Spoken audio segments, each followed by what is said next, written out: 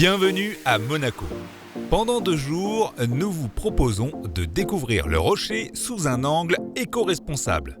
Et pour rejoindre les différents lieux que nous avons retenus, Kia nous a fourni des engins de voyage idéaux pour ce road trip citadin, les iSoul et iNiro. 2 véhicules 100% électriques à forte autonomie. Embarquez avec nous pour un voyage tout en silence dans un mode de vie plus vertueux, première sensation de notre vie de demain.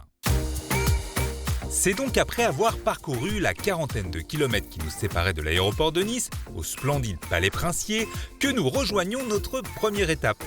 Elsa, c'est le premier restaurant au monde à la fois étoilé et certifié 100% bio. Il est logé au cœur du Monte Carlo Beach, un hôtel fondé dans les années 30. Ici, le personnel est aux petits soins et nous accueille avec un verre de champagne bio.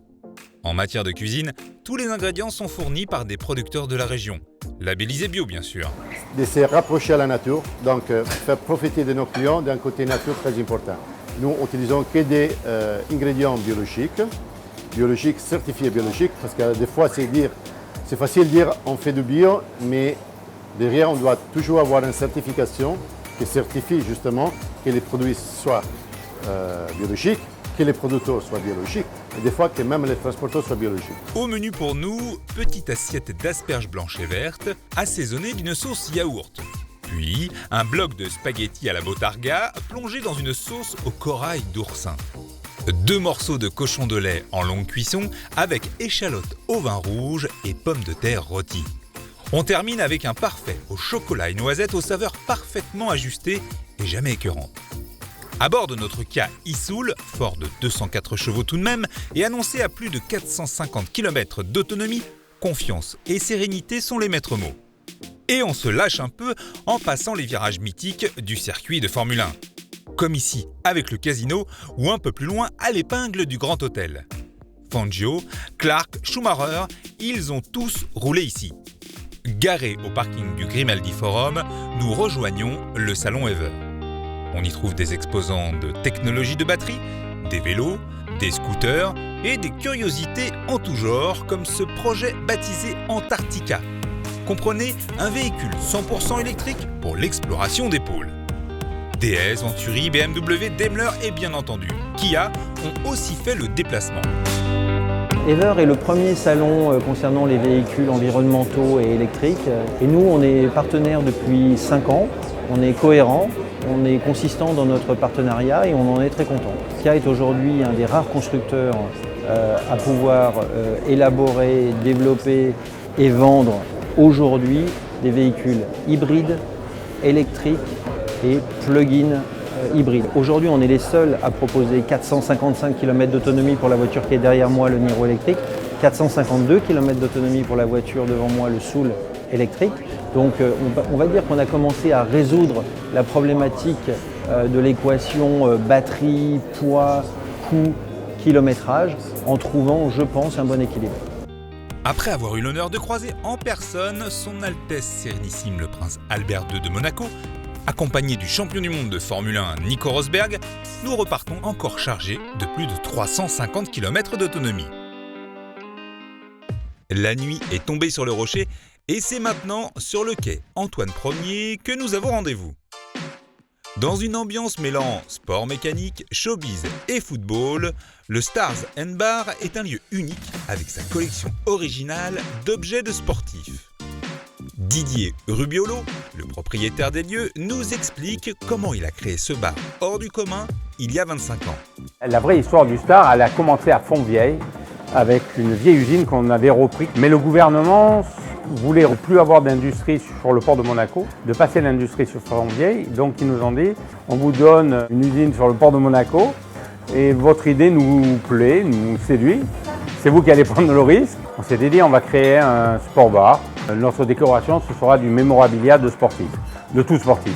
Donc on avait une grosse empreinte mécanique parce que Monaco, aussi bien du rallye que de la Formule 1, où on avait beaucoup d'amis là-dedans.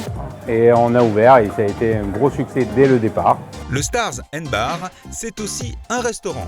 À la carte, présenté sur une tablette tactile, le chef a imaginé une cuisine de qualité avec des ingrédients principalement locaux, bio et choisi avec soin. Nos produits sont 90% organiques, toutes nos viandes sont bio. Il n'y a pas d'OGM, on essaie de travailler très simplement, mais le plus possible de qualité. Je pense que si des gens viennent depuis 26 ans, c'est pas que pour nous ou pour notre mémorabilia. Le Stars & Bar est ouvert jusqu'à minuit, même le dimanche, un lieu idéal pour y regarder les Grands Prix entre amis. Nouvelle journée, nouvelle découverte. Et c'est sur le port de Monaco que nous avons rendez-vous maintenant.